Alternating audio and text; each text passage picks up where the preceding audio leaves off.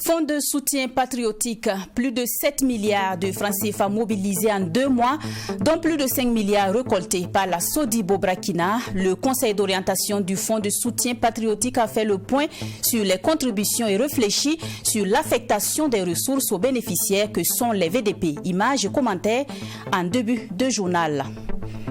Communication électronique au Burkina, l'ARCEP veut mettre fin à la fraude dans le secteur. Pour y arriver, l'autorité de régulation a jugé nécessaire de mettre à contribution le personnel des juridictions et des officiers de police judiciaire. On en parle également dans quelques minutes. On parlera aussi sport avec la 25e journée du championnat national de Ligue 1. Le derby Asfa Étoile filante de Ouagadougou n'a pas connu de vainqueur. Les deux équipes demeurent toujours au bas du classement. Les temps forts de ce match retour, c'est dans ce journal. Bonsoir et merci de nous suivre. Fonds de soutien patriotique, plus de 7 milliards de francs CFA mobilisés en 2 mois, dont plus de 5 milliards récoltés par la Sodibo Burkina. Le point de contribution a été fait ce matin lors de la première session du Conseil d'orientation du Fonds de soutien patriotique. En plus de faire le point, la session s'est penchée sur l'affectation des ressources aux bénéficiaires que sont les volontaires pour la défense de la patrie.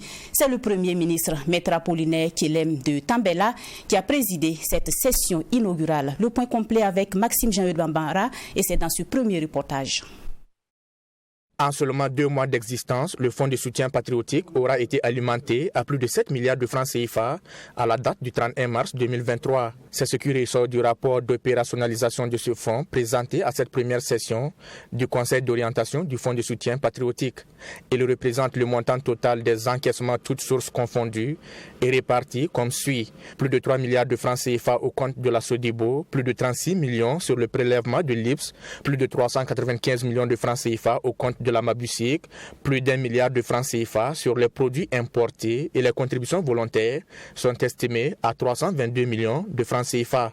Le fonds est destiné, selon le ministre en charge de l'économie Aboubakar Nakanabo, à la prise en charge des VDP volontaires pour la défense de la patrie. L'opérationnalisation est déjà en cours parce que vous avez entendu qu'il y a déjà des ressources qui sont collectées, ce qui veut dire qu'il y a une équipe en place qui travaille déjà pour la collecte des ressources. Maintenant, nous sommes passés à la phase d'utilisation, comment nous allons mettre ces ressources à la disposition des volontaires pour la défense de la patrie pour qu'ils puissent être opérationnels sur le terrain. Donc c'est à cette phase que nous sommes et après nous allons passer à la phase de contrôle parce que les ressources qui seront mises à disposition doivent faire l'objet de contrôle. Et même les ressources collectées déjà pour voir est-ce que toutes les ressources collectées sont affectées donc pour que les volontaires pour la défense de la patrie puissent être pris en charge. Le gouvernement, à travers la création du Fonds de soutien patriotique, entend disposer d'un instrument adéquat pour collecter et centraliser les contributions financières des Burkinabés et amis du Burkina Faso en vue de soutenir et accompagner les efforts de défense et de sécurité du territoire national. Le Premier ministre Maître Apollinaire Kielem de Tambela s'est pour sa part engagé à veiller à la bonne gestion financière et comptable du fonds. Cette première session nous donne l'opportunité, en tant que membres du Conseil, d'évaluer les actions mises en œuvre pour opérationnaliser le fonds, d'échanger sur les difficultés rencontrées et de formuler des orientations en rapport avec les priorités du gouvernement. Si j'en juge l'évolution des encaissements, des souscriptions et des annonces déjà enregistrées, nous avons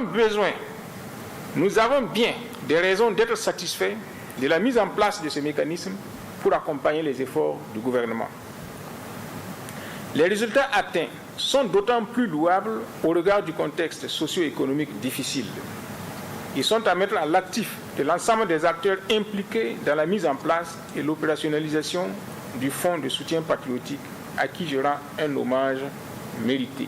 Ce conseil d'orientation composé des membres du gouvernement, des représentants des partis politiques, du patronat des syndicats, de la société civile, a également, au cours de cette session, évalué les actions mises en œuvre pour opérationnaliser le fonds, échanger sur les difficultés rencontrées et formuler des orientations en rapport avec les priorités du gouvernement. Le Conseil d'orientation a recommandé, entre autres, d'accélérer le processus d'adoption du projet de loi portant institution d'une contribution pour l'alimentation du Fonds de soutien patriotique, d'accélérer la validation du plan opérationnel de communication et de poursuivre les concertations avec les acteurs et partenaires dans le cadre de la transparence et de la redevabilité. Avant de se rendre à la première session du Conseil d'orientation du Fonds de soutien patriotique, le Premier ministre Maître Apollinaire Kyelem de Tambela a présidé en début de matinée la traditionnelle montée des couleurs de son département. Une fois de plus, le chef du gouvernement a exhorté ses collaborateurs à plus d'engagement afin de relever les défis du moment. Alexis Winkouni Belemnaba. L'hymne national, le ditanier entonné par le personnel de la primature. Le chef du gouvernement et ses collaborateurs tous mobilisés pour ce moment solennel de montée de couleurs. À l'adresse des travailleurs, le Premier ministre Maître Apollinaire Kyelem de Tambela de rappeler que cet étendard symbolise l'unité du peuple burkinabé dans toute sa diversité, ainsi que celui de son idéal. Quand les troupes vont au combat, le drapeau est toujours porté haut. Et quand le drapeau tombe, ça veut dire que c'est fini pour la troupe. L'ennemi a gagné. Donc nous portons notre drapeau haut pour qu'il ne tombe jamais. Le drapeau signifie rassemblement, pourquoi? Parce que il veut dire que nous avons un destin commun. Nous devons construire notre destin ensemble. Ce qui suppose que nous devons mettre de côté les intérêts individuels pour viser l'intérêt collectif. Dans une nation où chacun poursuit son intérêt individuel, chaque nation court à sa perte. Le Premier ministre de rappeler aussi à tous les priorités du gouvernement de transition. Restaurer l'intégrité du territoire national et la refondation de la nation. Et pour ce faire, il invite l'ensemble du peuple burkinabé à combattre les complices des terroristes qui troublent la quiétude de la population et mettent à mal le vivre ensemble et la cohésion sociale. Et actuellement, notre priorité, c'est la restauration de l'intégrité territoriale et de la sécurité pour tous. Donc quand nous nous retrouvons pour la montée des couleurs, cela veut dire que nous nous regroupons pour cet idéal-là. Et quand on aura fini avec le terrorisme, il nous faudra refonder notre nation. Il nous faudra nous retrouver tous ensemble pour refonder notre nation. La poser sur des bases stables et saines. Symbole de rassemblement et de l'idéal, le peuple burkinabé est invité à rester uni autour du drapeau, engagé et déterminé afin de relever les défis du moment pour des générations futures. Mettre fin à la fraude dans le secteur des communications électroniques au Burkina, un défi à relever pour l'autorité de régulation des communications électroniques et des postes. Pour y arriver, l'ARCEP a initié un atelier de formation au profit du personnel des juridictions et des officiers de police judiciaire. L'objectif est de renforcer les capacités de ces derniers à pouvoir davantage lutter efficacement contre la fraude liée aux communications électroniques. Le compte-rendu est signé Mamidriana Kamarou. L'ARCEP, autorité de régulation des communications électroniques et des postes, veut mettre fin à la fraude dans le secteur des communications électroniques au Burkina Faso. Pour y arriver, l'ARCEP a jugé bon de mettre à contribution le personnel des juridictions et des officiers de police judiciaire. C'est dans ce sens que s'inscrit cet atelier de formation. Il vise, selon le secrétaire exécutif de l'ARCEP, Patrice Compaoré, à renforcer les capacités de ces acteurs afin de lutter efficacement contre la fraude liée aux communications électroniques. Nous sommes dans un domaine où la technologie évolue, donc les fraudeurs aussi utilisent des méthodes alors justement pour contourner donc la loi, pour se faire donc du chiffre d'affaires. C'est en tout cas des millions qui sont perdus qu'il faut nécessairement combattre. Le trafic téléphonique international et des fraudes liées à la monnaie électronique, selon Patrice Compaoré, sont de plus en plus courants au Burkina Faso. Ces fraudes ont un impact négatif sur le plan socio-économique. Il s'agit notamment de la perte de revenus aussi bien pour l'opérateur que pour l'État.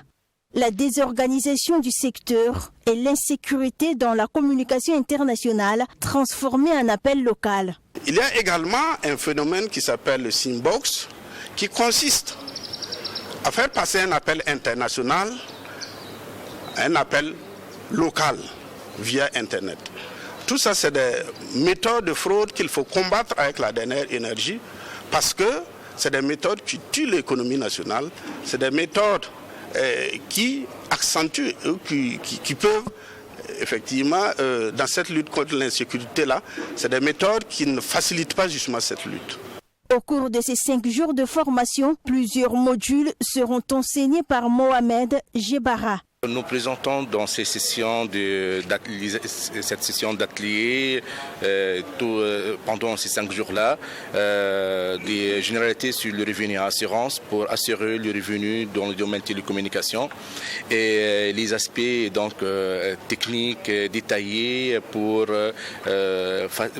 expliquer clairement comment adopter les concepts et les méthodes pour lutter contre les types de fraude. Il sera également présenté les enjeux économiques, notamment l'incidence financière pour les acteurs du secteur et l'État.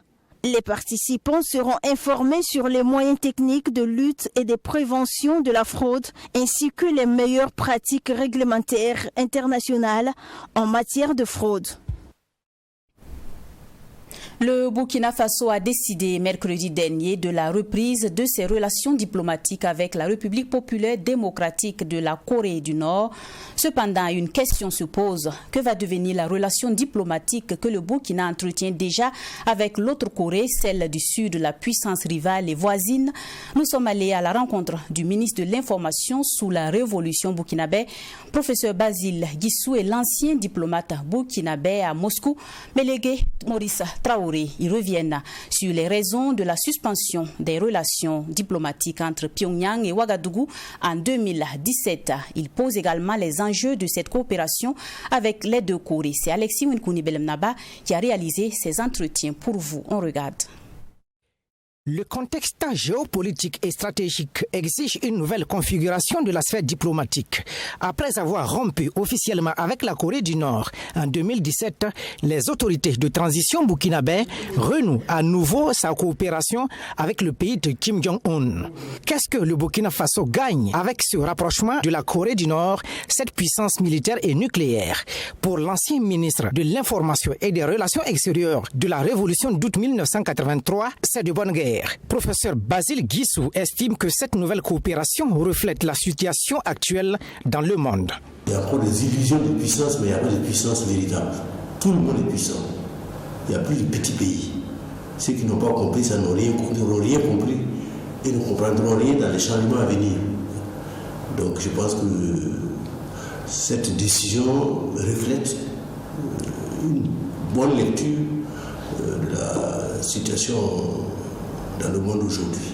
La volonté de faire plaisir à ce qu'on appelle les puissances, on appelait les puissances occidentales et que moi j'appelle effectivement le monde des nantis. Donc le Burkina est parti à l'agissement structurel en 1992, n'oubliez pas ça. L'ancien diplomate burkinabé à Moscou, Mélégué Traoré, abonde dans le même sens. Il renchérit en démontrant que les conditions dans lesquelles le Burkina Faso se trouve imposent aux nouvelles autorités de transition de diversifier ses coopérations avec d'autres puissances afin de renforcer ces secteurs de développement. Plus vous êtes un État faible, mieux il vaut de diversifier vos partenaires. Si la diplomatie du Burkina Faso, sous Sankara a eu du succès, c'est parce que d'une part, contrairement à ce que pouvait laisser croire le verbe, on n'a jamais coupé avec les Occidentaux. La diversification que cherche le gouvernement actuel est tout à fait intelligente. Le Burkina Faso entretient déjà une relation avec celle de la Corée du Sud, une autre puissance asiatique rivale. L'ancien parlementaire burkinabé, par ailleurs, président du Centre parlementaire panafricain, juge que ce choix de la Corée du Nord pour les autorités burkinabées est une marque de souveraineté. La Corée du Nord est très très liée à la Chine populaire. Mais après tout, nous ne sommes pas avec la Chine populaire. Donc ça ne gêne pas. Ça ne gêne pas, bien au contraire, c'est un signe d'indépendance. Une vision d'indépendance des autorités, c'est bien se comporter si comme personne ne nous dictait notre choix. Personne ne dicte ses choix diplomatiques à un pays souverain comme le Burkina qui s'assume. Confronté à une crise sécuritaire marquée par des attaques terroristes, la transition du capitaine Ibrahim Traoré a décidé de diversifier ses partenariats afin de renforcer la lutte contre le terrorisme. Tous émettent le souhait que cette coopération soit bénéfique au bonheur du peuple burkinabé. Direction Bobo Dioulasso, où la coordination nationale de la section du syndicat des travailleurs de la santé humaine et animale du Centre national de transfusion sanguine crie la mauvaise gouvernance. Le syndicat est mécontent de la gestion du Centre national, des centres régionaux et des dépôts préleveurs et distributeurs de produits sanguins. Dans ce 20h, le coordonnateur Bernardin Sanou égrène un chapelet de difficultés que traversent actuellement leurs maisons. On regarde. La coordination nationale du syndicat des travailleurs de la santé humaine et animale, section Centre national de transfusion sanguine CNTS, dénonce les mauvaises conditions de travail des agents depuis quelque temps. Aussi, la mauvaise gestion du CNTS. L'insuffisance de matériel au niveau du CNTS, également la gestion financière au niveau du CNTS, également l'exploitation esclavagiste des travailleurs, ce qui sous-tend que nous sommes en sous-effectif. Et également la rupture et la mauvaise qualité des kits de collation et du matériel de travail. Nous avons la passation des marchés au niveau du CNTS et en 8e point, nous avons la remise en question des acquis des travailleurs. Bernardin Sanou ajoute que parmi les problèmes identifiés, certains représentent de graves dangers pour les donneurs de sang. Et le constat est fait sur les sites, sur les différents sites. On peut prendre le dépôt préleveur de Kaya, où à un moment donné, il ne restait que 2 photos de prélèvement pour toute une équipe. Vous estimez que le nombre de données que vous pouvez avoir, c'est 60. Et les 60 avec 2 photos de prélèvement. Imaginez. Et sans oublier que la qualité même des photos actuelles que nous avons, il y a des données qui ont chuté. C'est-à-dire qui sont tombées des photos de prélèvement au niveau de Kaya. La gestion financière, l'insuffisance du personnel est aussi dénoncée par Bernardin Sanou, qui invite les autorités à apporter des solutions aux difficultés dans la gestion du CNTS. Vous imaginez qu'on donne une subvention du carburant à certains responsables qui sont censés l'utiliser dans le cadre du service. Mais malheureusement, qui utilisent cette subvention, ce carburant uniquement pour des fins personnelles. Et venir en plus utiliser le véhicule du service pour se faire déposer matin et puis midi soir. Aucun texte ne les autorise cela. Ils sont restés dans cette forfaiture pendant 2 ans. Il n'est pas ignoré et l'administration générale est au courant que nous avons un déficit de personnel. Pour Bernardin Sanou, les autorités sont bel et bien au courant de cette situation car une plateforme a été déposée le 28 février dernier qui est restée sans suite. La coordination dit se réserver de dévoiler à la presse la conduite à tenir si rien n'est fait. Depuis une dizaine de jours, les fidèles musulmans observent le jeûne et vous l'aurez remarqué, la date occupe une place bien particulière pour les musulmans et les vendeurs font de bonnes affaires en ce moment. C'est le premier aliment dégusté au moment de rompre le jeûne. En termes de vertu, les dates sont aussi une source immédiate d'énergie riche en calories et en sucre et aide le corps à établir la glycémie après toute une journée de jeûne. Pour en savoir plus sur les bienfaits de ce fruit, suivons ce reportage que nous propose Fatima Tanikema. Riches en fibres nutritionnelles, en potassium et en calcium, les dattes sont fortement consommées pendant le mois de Ramadan, le mois le plus attendu par les vendeurs de ces fruits. Car c'est pendant ce mois qu'ils réalisent leur plus gros chiffre d'affaires de l'année. Sur le marché, on y trouve plusieurs qualités de dattes et à chacun sa préférence selon les vendeurs. Il y a des dattes blanches, des dattes griffées, des dattes sucrées et en différentes qualités. Vraiment, il y a plusieurs qualités de dattes. Cette année, les ventes sont satisfaisantes en général. Donc, nous pouvons remercier Dieu car malgré les difficultés que connaît le pays, nous continuons d'avancer. Même si on ne faisait pas de vente, nous allions remercier le ciel pour ses bienfaits. L'état actuel des ventes est satisfaisant car les clients ne se font pas prier. Mais les consommateurs connaissent-ils vraiment l'importance de ces fruits pour la rupture du jeûne? Chacun a son idée sur la question. Nous ne sommes pas allés loin à l'école de l'islam, mais nous avons appris des grands musulmans qu'il est bien de rompre son jeûne avec les dates. Il paraît que c'est source de bénédiction. C'est d'ailleurs ce qui motive les gens à acheter ça en grande quantité dans le mois de jeûne.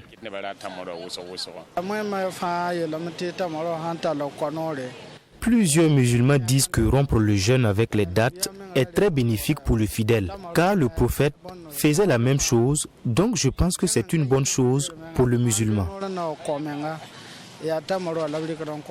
Selon l'imam Ismaël Tiendrebiogo, il existe 3 arguments qui militent pour l'utilisation de la date en période de Ramadan. Et parmi ces arguments, il y a celui qui fait allusion au prophète et à l'islam. Selon lui, rompre le jeûne avec la date, c'est répéter une tradition du prophète. Faire la sunna du prophète sallallahu alayhi wa sallam, répéter les choses qu'il fait dans son quotidien, c'est un acte de foi. C'est également la reconnaissance de l'estime et de la valeur qu'il a. Et c'est surtout une occasion de récompense parce qu'en appliquant la sunna, nous sommes récompensés pour cela. Et de ce point de vue, le prophète sallallahu alayhi wa sallam a dit dans un hadith, si l'un de vous jeûne, qu'il rompe son jeûne avec des dattes fraîches. S'il n'en trouve pas, des dattes sèches. En cas d'absence de date, le jeûneur peut utiliser de l'eau, l'écorce d'un arbre ou rompre avec l'intention. Car l'intention seule peut suffire pour rompre quand on n'a pas de quoi rompre son jeûne. Les 2 autres raisons en lien avec la consommation de la date en période de Ramadan sont ses bienfaits nutritionnels pour l'organisme et sa facilité de conservation. Parlons sport à présent. La 25e journée du championnat national de Ligue 1 était la plus attendue avec le derby des plus vieux clubs. Asfa Yenenga contre son éternel rival, l'Étoile filante de Ouagadougou, ce dimanche. Un match retour avec beaucoup d'enjeux qui n'a finalement pas pu départager les 2 équipes. Les temps forts, c'est avec Yacinthe Sawadgo. Nul et blanc, c'est le score du derby tant attendu de la capitale. En match retour du championnat national, l'Asfa Yenenga n'a pas pris les déçus sur l'Étoile filante de Ouagadougou, son éternel rival. Un match de tous les dangers qui a retenu l'attention du public sportif ce dimanche. Les premiers sur le ballon sont les joueurs de l'Asfa Yenenga. Sur un coup franc bien exécuté par Ousmane Traoré, c'est le gardien qui d'une claquette écarte le danger. La reine des stades aura à son tour un coup de pied arrêté et même dévié par le mur. C'est le gardien qui se déploie pour sauver sa cage. Pas de but à la pause. De retour des vestiaires, la vieille dame va tout de suite au charbon. Sur un corner, c'est la barre transversale qui sauve les étoilés. La toute dernière occasion sera du côté de la reine des stades. Sur ce ballon bien encadré par Moussa Rabo, il a fallu l'intervention du portier de l'ASFA. Score final, 0 but partout. Notre objectif c'était les 3 points, puisqu'on est menacé, c'était les 3 points, mais en faisant l'entraînement même dans la semaine, on s'était dit que ça n'allait pas être un match facile parce que c'est quand même le faux. Voilà, c'est notre rival et puis c'est un derby ça se gagne. Et ils vont vouloir venir gagner, nous aussi on va vouloir gagner. Donc c'est un match qui devrait se gagner.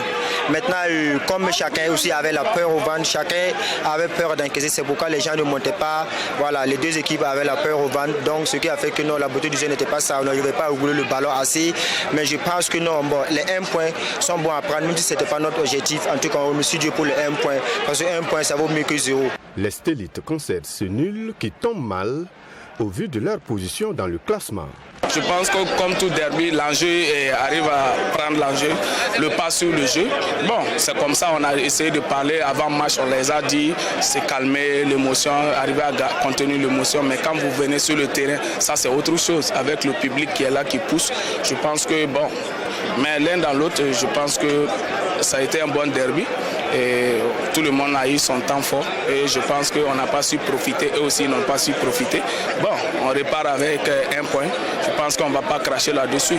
Sinon, l'objectif, c'était venir prendre 3 points. Et il y a des jours aussi comme ça que s'il y a l'adversité devant qui va t'empêcher d'atteindre ton objectif. Tout comme à l'aller, le derby Asfaïfo n'a pas eu de vainqueur. À 5 journées de la fin, les deux clubs se doivent d'engranger des points pour éviter la descente aux enfers. L'actualité de chez nous, c'est la reprise de la Biennale artistique et culturelle au Mali. C'est Mopti qui abritera l'édition prochaine qui se tiendra du 6 au 16 juillet 2023. Le lancement des activités de cette Biennale artistique et culturelle a été fait vendredi dernier. Elle se tiendra autour du thème Le Mali, une histoire commune, une seule nation, un seul destin. Rejoignons maintenant notre correspondant à Bamako, Bourema Soulou, pour plus de détails. Absente de l'agenda culturel malien depuis l'édition de 2010 à Sikasso, la Biennale artistique et culturelle se tiendra du 6 au 16 juillet 2023. La Venise malienne sera à l'honneur et vibrera au rythme du monde artistique et culturel. Un choix salué par le premier responsable de la région lors de la cérémonie de lancement, c'est vendredi 31 mars 2023. Rappelons au passage que Mopti, durant des décennies, a été une destination prisée par une multitude de visiteurs, surtout étrangers, pour la diversité et la richesse de sa culture, de son artisanat et la beauté de ses sites touristiques. Alors, il n'est donc pas étonnant que les plus hautes autorités ont porté leur choix sur la région de Mopti pour la reprise de cet événement culturel majeur de notre pays. Initiée à l'aube du Mali indépendant, la Biennale artistique et culturelle est une manifestation populaire par excellence qui met en compétition les formations artistiques, les artistes et créateurs des communes, des cercles et des régions du Mali. Elle vise à favoriser le brassage culturel pour une meilleure culture de la paix et de la citoyenneté. Avec sa capacité extraordinaire de mobilisation, la Biennale artistique et culturelle est un puissant levier d'interpénétration, de brassage des populations, de cohésion sociale et de vivre ensemble. Mais c'est aussi un espace de dialogue des cultures, mais également un espace d'éclosion des talents. Pour le ministre Andogouli Guindo, l'organisation de cet événement culturel national à Mopti est un véritable défi à relever quand on sait que depuis 2012, tout comme beaucoup d'autres parties du territoire malien, Mopti est en proie aux attaques djihadistes. La tenue de cette biennale à Mopti est un défi à la fois politique, sécuritaire, mais elle constitue une opportunité socio-économique, artistique et culturelle inestimable pour les populations de la région, durement éprouvées par les effets de la crise multidimensionnelle, surtout la crise sécuritaire. Le ministre de la Culture a aussi visité les sites retenus pour accueillir les délégations qui viendront des autres régions du Mali.